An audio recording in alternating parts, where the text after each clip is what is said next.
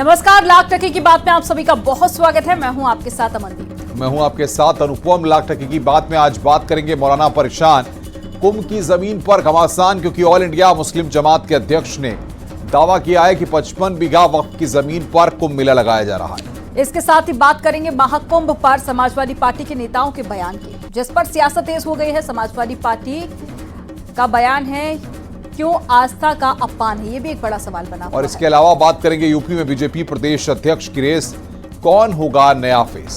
साथ ही बात करेंगे नमो भारत की, जिसका प्रधानमंत्री नरेंद्र मोदी ने उद्घाटन किया। दिल्ली टू मेरठ रफ्तार में नमो भारत।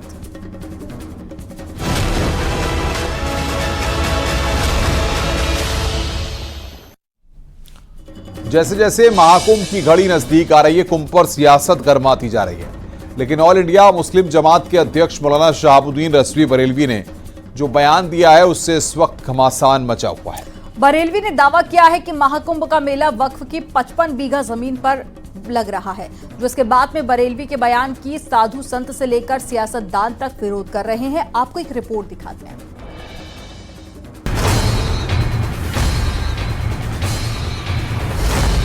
कहां से कौन तंगदिली छोटे दिल का मुजाहरा कर रहा है और कौन लोग हैं जो बड़े दिल का मुजाहरा कर रहे हैं।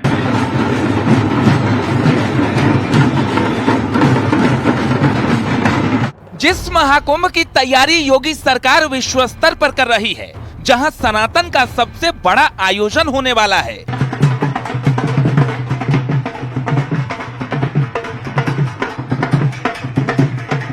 संगम किनारे जिस 4100 हेक्टेयर की जमीन पर मेला लगभग सज चुका है, उस जमीन पर वक्फ के दावे से घमासान मच गया है।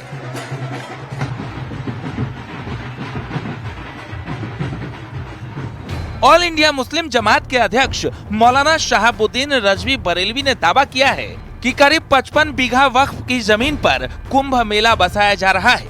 खुद प्रयागराज के जो मुसलमान हैं, उनमें से एक सरताज नाम के हैं, उन्होंने इस बात की जानकारी दी और कहा, एलानिया तौर पर इस बात को कहा कि जो ज़मीन है, जिस ज़मीन पर, ज़मीन के बहुत सारे हिस्से पर जो शामियाने तंबू वगैरह लगाए गए हैं, इंतजाम किए गए हैं, मेला लग रहा है, ये वक्फ की ज़मीन है और वहाँ के मुसलमानों की ज़मीन है। दरियादिली देखिए मुसलमानों की, कि मुसलमानों ने कुंभ के मेले की तैयारियां, शामियाने और पिंडाल, रोड और सड़कें और खड़ंजों पर कभी मना नहीं किया कि यहाँ पे मत लगाइए। और तंग दिली देखिए अखाड़ा परिषद के लोगों की, कि वो लोग जो है वो मुसलमानों के प्रवेश पर वहाँ पे ठेला लगाने, खोंचा लगाने से भी मना कर रहे हैं कि वहाँ कोई भी मुसलमान एंट्री नहीं करेगा। बड़ा दिल दिखाते हुए मुसलमानों ने इस तमाम व्यवस्था को कायम रखने के लिए कोई भी आपत्ति नहीं की और 55 बीघे की जमीन पर, जो वक्फ जमीन है, वो जमीन पर कुंभ मेला लग रहा है। मौलाना का कहना है कि मुसलमानों ने बड़ा दिल दिखाते हुए कोई आपत्ति नहीं की है, लेकिन दूसरी तरफ अखाड़ा परिषद और दूसरे साधु संतों ने इस बयान पर कड़ी आपत्ति जताई है। कहना चाहूँगा, उनकी मानसिक स्थिति सही नहीं है, उनको किसी अच्छी जगह पे इलाज करना चाहिए। और मैं ये कहूँगा, हमारे यहाँ बड़े बड़े ऋषि महर्षि आए हैं, उनसे अपना इलाज कराइए। मैं ये कहना चाहूँगा, देखिए ये जो भूमि तो गंगा मैया की भूमि है। मैं समझता हूँ उनको ऐसी बात नहीं बोलनी चाहिए। हमेशा उन्होंने हिंदू मुस्लिम की ही राजनीति की है और ये राजनीति का समय नहीं है। कि अब समय आ गया है कि वक्फ बोर्ड जो लैंड जिहाद है, आतंक जिहाद है, उसे समाप्त किया जाए और ऐसे बड़बोलों को पूरी तरीके से भारत में प्रतिबंधित किया जाए जो जबरन दूसरों की जमीनों को अधिग्रहण करने का प्रयास कर रहे हैं। इनकी बुद्धि भ्रष्ट हो गई है। मैं सरकार से मांग करूंगा कि ऐसे जिहादी जो अनर्गल प्रलाप जो हमारे समाज में जो है दूषित वातावरण को फैलाने वाले लोग हैं, इनके ऊपर सशक्त कार्रवाई करनी चाहिए। इनके बोलने पर बैन लगाना चाहिए। कभी कहेंगे पूरे भारत वक्फ की बोर्ड की जमीन है, तो ऐसा न हो कि कभी जो है कहेंगे कि सांसद भवन वक्फ बोर्ड की जमीन है। इनकी बुद्धि को सही करने के लिए सरकार को ठोस कदम उठाना चाहिए। दरअसल बरेलवी का ये बयान उस समय आया है जब महाकुंभ लगभग स्वरूप ले चुका है। साधु संत बरेलवी के बयान का विरोध तो कर ही रहे हैं, वहीं विपक्ष के नेता भी निशाना साध रहे हैं। कांग्रेस का आरोप है कि बीजेपी मौलाना से बयानबाजी करवा रही है। ऐसे बहुत से लोग जो जानबूझ के बोलते हैं और ऐसे मौके बोलते हैं। मैं तो सदियों से सुन रहा हूँ, हजारों साल का इतिहास है कुंभ का। आज तक तो कभी कोई बात नहीं कि मौलाना साहब को कहाँ से सपना आ गया और वो समय बोल रहे हैं जब कुंभ अपने पूरे स्वरूप में। तो मुझे तो ये लगता है जैसे भाजपा इनसे बुलवा रही है और ये बोल। प्रयागराज में लगने वाला महाकुंभ और वो स्थान ऐतिहासिक महत्व का है, भारत की संस्कृति सभ्यता का प्रतीक है और उस जमीन पर वक्फ बोर्ड का दावा हास्यास्पद है, ऊटपटांग है और साथ ही साथ जो लोग वक्फ में हैं, जो लोग इस तरह के दावे करते हैं, उनके बुद्धि विवेक पर भी सवालिया निशान लगाते हैं। सरकार ने दिव्य, भव्य और डिजिटल महाकुंभ के लिए पूरी ताकत लगा रखी है।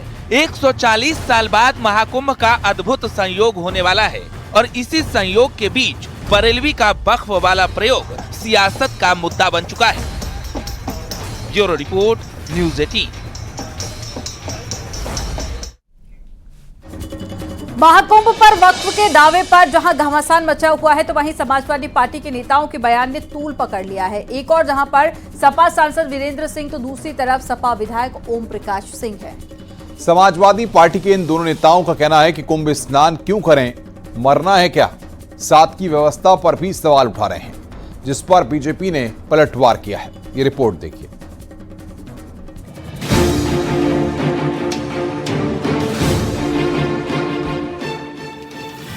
संगम नगरी महाकुंभ के लिए पूरी तरह तैयार है। मेला क्षेत्र लगभग बस चुका है, लेकिन कुंभ पर सियासत कम होने का नाम नहीं ले रही। एक सपा सांसद ठंड में महाकुंभ में कौन नहाने जाएगा कहकर कुंभ जाने से इनकार कर रहे हैं, तो उनके विधायक कहते हैं कि कुंभ नहाकर मरे आदमी, पानी खराब, व्यवस्था खराब। इतना जड़वत बा कि हम का करे जाई वहाँ मार दी ठंडी तो किए दवाई करी।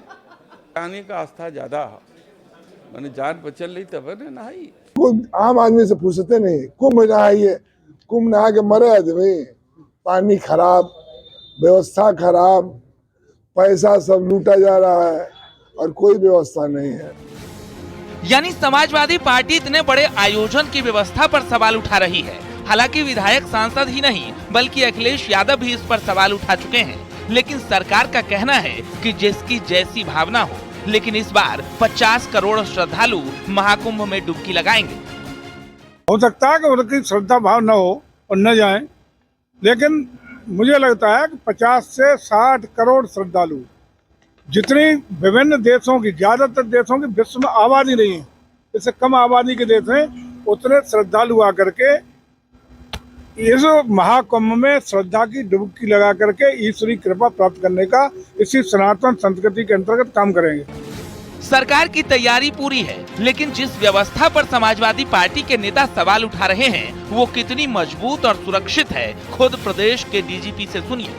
पूरी सुरक्षा है, आप देखिए चाक चौकस व्यवस्थाएं हैं हमारे यहाँ पे।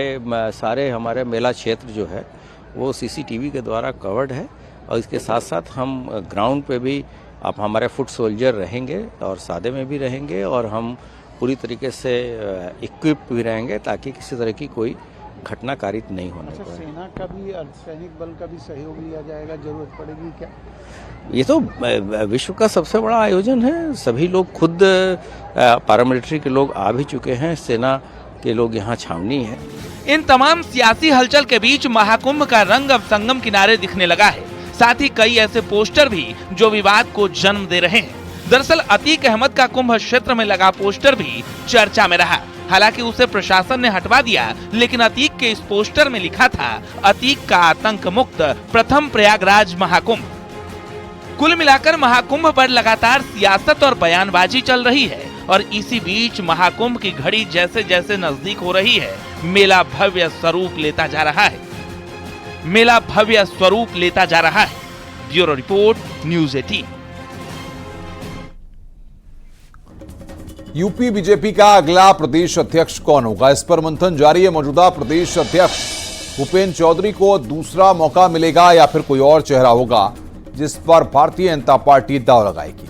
रेस में कई चेहरे हैं जिसमें पिछड़े और दलित के साथ ही ब्राह्मण चेहरे शामिल हैं। इसके अलावा सभी जिलों के अध्यक्षों में बदलाव की तैयारी भी चल रही है। एक रिपोर्ट आपको दिखाते हैं इसी से जुड़ी हुई।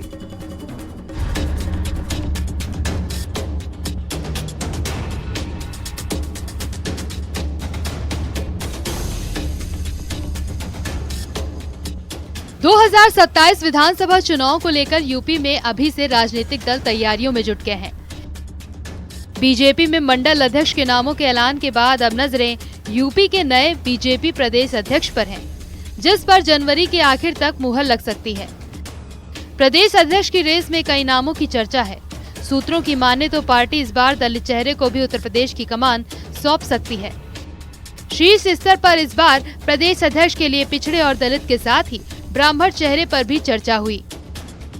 भारतीय जनता पार्टी संगठन के पुनर्गठन को लेकर जुटी हुई है और भारतीय जनता पार्टी उत्तर प्रदेश में विपक्ष के पीडीए की काट के रूप में ओबीसी या दलित चेहरे को मौका दे सकती है। ऐसा भारतीय जनता पार्टी के जो रणनीतिकार हैं वो इस पर मंथन कर रहे हैं। और अगर नामों की बात की जाए तो भारतीय जनता पार्टी में इस समय मौजूदा प्रदेश अध्यक्ष भूपेंद्र चौधरी हैं।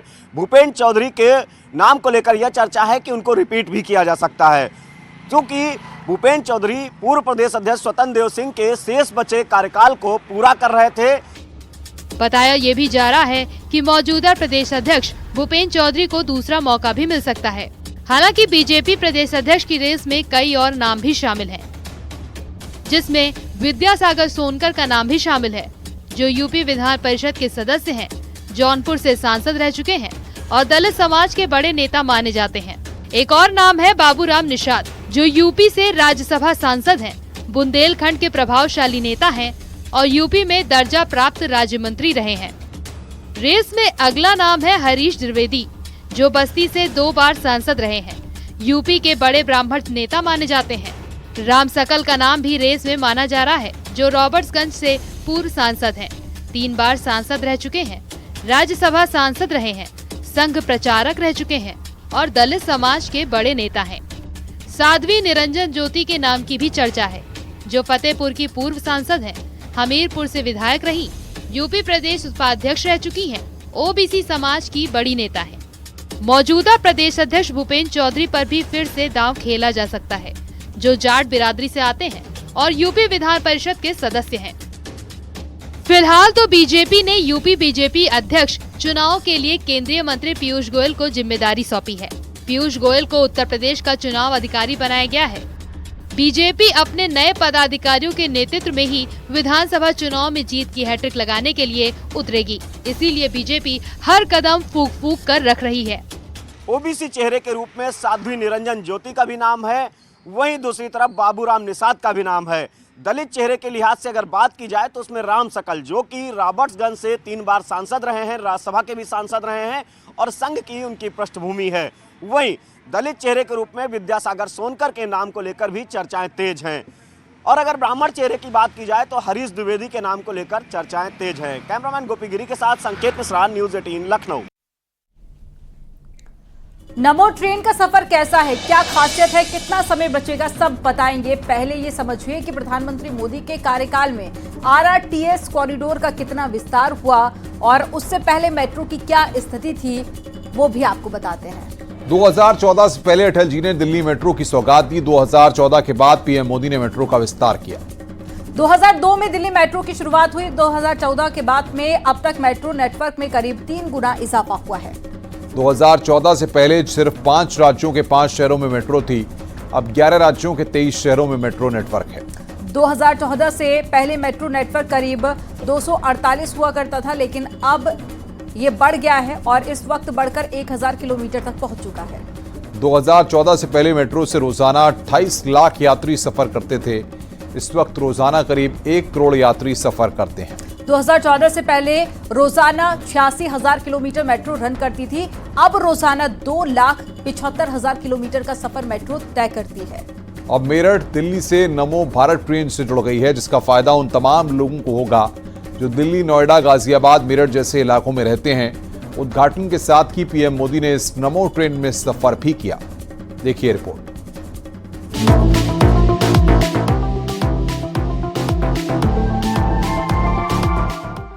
इसी के साथ रैपिड रेल में दिल्ली से डायरेक्ट मेरठ जाने के सफर की शुरुआत हुई। पीएम मोदी ने 13 किलोमीटर लंबे नमो भारत ट्रेन के साहिबाबाद न्यू अशोकनगर सेक्शन का उद्घाटन किया। पीएम ने यात्रा के लिए टिकट लिया और साहिबाबाद आरआरटीएस स्टेशन से न्यू अशोकनगर आरआरटीएस स्टेशन तक नमो भारत ट्रेन में यात्रा की। यहाँ वो अपने चिर परिचित अंदाज में नजर आए। यात्रा के दौरान उन्होंने स्कूली बच्चों और लोगों से भी बात की। इस मौके पर बच्चों ने पीएम मोदी को गिफ्ट भी दिया। ये दिल्ली की पहली नमो भारत कनेक्टिविटी होगी जो दिल्ली और मेरठ के बीच होगी। कहा जा रहा है कि दिल्ली से मेरठ का सफर महज 40 मिनट में पूरा होगा। प्रधानमंत्री नरेंद्र मोदी द्वारा नए कॉरिडोर के लोकार्पण को लेकर गाजियाबाद के लोगों में भारी उत्साह है। हमारे साथ लोग बातचीत करने को मौजूद हैं। क्या नाम है आपका? राकेश नाम है जी मेरा। नए कॉरिडोर रैपिड रेल का लोकार्पण प्रधानमंत्री ने कर दिया है, क्या आसानी होगी गाजियाबाद वालों को? देखो सर, आसानी सबसे ज्यादा आम जनता के लिए फायदा है जी, क्योंकि जो 1.5 घंटा 2 घंटे लगते थे अब उस जो टाइम लगता था वो टाइम बचा है। रैपिड से बहुत लोगों को फायदा होगा। एक तो सुविधाजनक यात्रा होगी, इससे समय की बचत होगी और इसमें मोदी ने बहुत अच्छे काम किए हैं। पूरे देश में रैपिड के संचालन हो गया है तो बहुत अच्छा काम हो रहा है। रैपिड रेल से लोगों का बड़ा लाभ होगा। हमारे साथ है मौजूद, क्या नाम है आपका? अशोक शर्मा। अशोक जी, दिल्ली जब यहाँ से लोग जाते थे, ओला करके जाते थे या अन्य कैब करके जाते थे, काफी ट्रैफिक से सामना करना पड़ता था।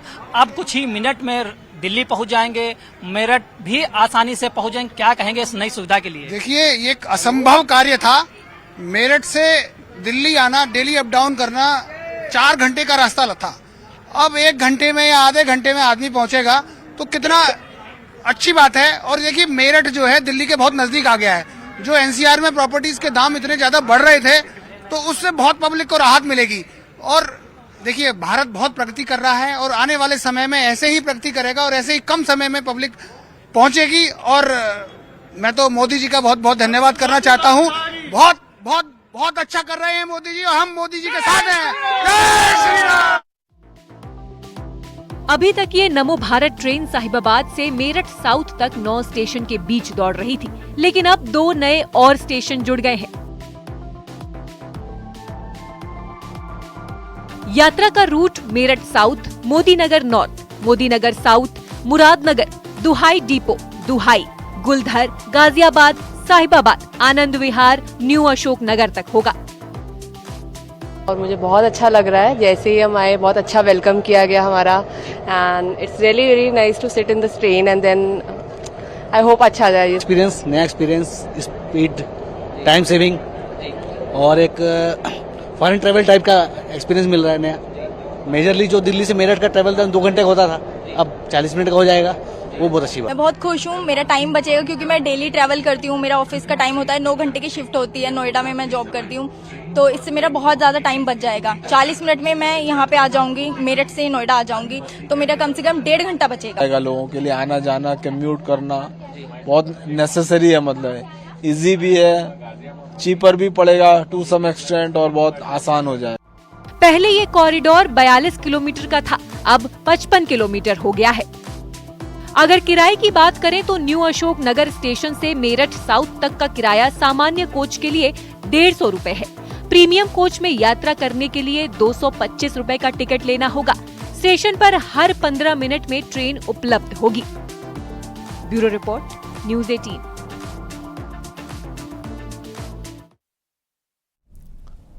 पिछले कुछ समय से उत्तराखंड कांग्रेस के एक के बाद एक नेता बीजेपी में शामिल होते जा रहे हैं। न कांग्रेस छोड़ने वालों का सिलसिला खत्म हो रहा है और न बीजेपी ज्वाइन करने वालों का। तो क्या ये बीजेपी का गेम प्लान है? यदि ऐसा होता है तो कांग्रेस इसमें फंसती चली जा रही है। देखिए इसी से जुड़ी एक रिपोर्ट।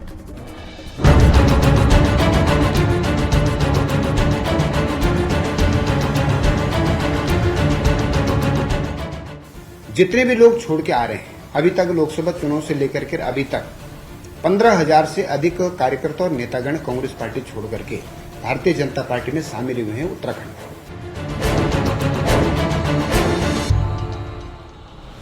ये हैं बीजेपी के प्रदेश महामंत्री आदित्य कोठारी।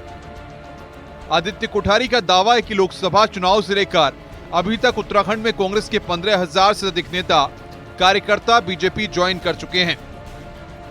बीजेपी का कहना है कि 2027 के विधानसभा चुनाव तक कांग्रेस को प्रत्याशी खोजे नहीं मिलेंगे। ये अभियान लगातार अभी भी चल रहा है। अभी तो लोकसभा चुनाव हुए, फिर ये नगर निकाय चुनाव हो रहा है और मुझे लगता है कि आगामी जो विधानसभा चुनाव 2027 में होगा, मुझे लगता है कि कांग्रेस को विधानसभा के लिए प्रत्याशी भी ढूंढे नहीं मिलेंगे। यानी कि 2027 को प्लान कर बीजेपी एक रणनीति के तहत विपक्षी नेताओं के लिए पार्टी के दरवाजे खोले हुए है। प्लान यह है कि विपक्षी कांग्रेस में जो भी थोड़ा बहुत प्रभावशाली नेता है उसे किसी न किसी तरह बीजेपी ज्वाइन करा दी जाए। सुनिए बीजेपी के इस कांग्रेस विहीन उत्तराखंड के इस गेम प्लान पर क्या कह रहे हैं कांग्रेस प्रदेश अध्यक्ष करण माहरा।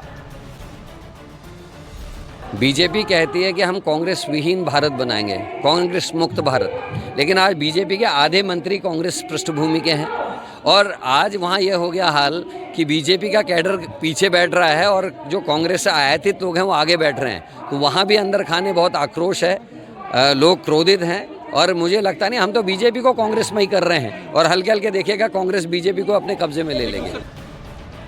बीजेपी का कहना है कि सनातन धर्म के विरोध के अलावा कांग्रेस की कोई आइडियोलॉजी नहीं रह गई है। यही कारण है कि लोग कांग्रेस छोड़ भाग रहे हैं। बीजेपी का कहना है कि करण माहरा का बयान खिसियानी बिल्ली खंबा नोचे जैसा है। चुनाव से पहले ही इतना बड़ा डिवीजन कांग्रेस के अंदर हो गया है कि हर सीट में 4-4, 5-5, 7-7 बागी लड़ रहे हैं। कांग्रेस की कोई आइडियोलॉजी नहीं है। तो ये तो इस देश ने और इस प्रदेश ने समझ लिया है कि सनातन विरोधी जो कांग्रेस है उसके साथ रहना ही नहीं है। तो भारतीय जनता पार्टी की आइडियोलॉजी, भारतीय जनता पार्टी के विचार से प्रभावित होकर के लोग आ रहे हैं। तो कांग्रेस के पास तो मुझे लगता है कोई शब्द भी नहीं रह गए हैं बोलने के लिए। तो वो कहते हैं ना कि खिसियानी बिल्ली खंबा नोचे, वो स्थिति आज कांग्रेस की बनी हुई है। पिछले कुछ समय में कांग्रेस के पूर्व विधायक से लेकर पूर्व कैबिनेट मंत्री तक पार्टी को अलविदा कहकर बीजेपी का दामन थाम चुके हैं।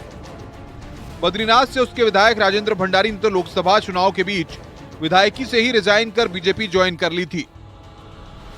ताज्जुब की बात यह है कि उसके बाद भी कांग्रेस संभल नहीं पाई, उसमें टूट का सिलसिला अभी भी जारी है।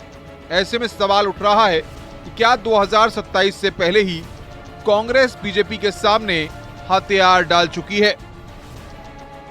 देहरादून से न्यूज 18 के लिए सुनील नवप्रभात की रिपोर्ट। रुक रहे हैं यहां पर एक ब्रेक के लिए। आप देखते रहिए न्यूज 18।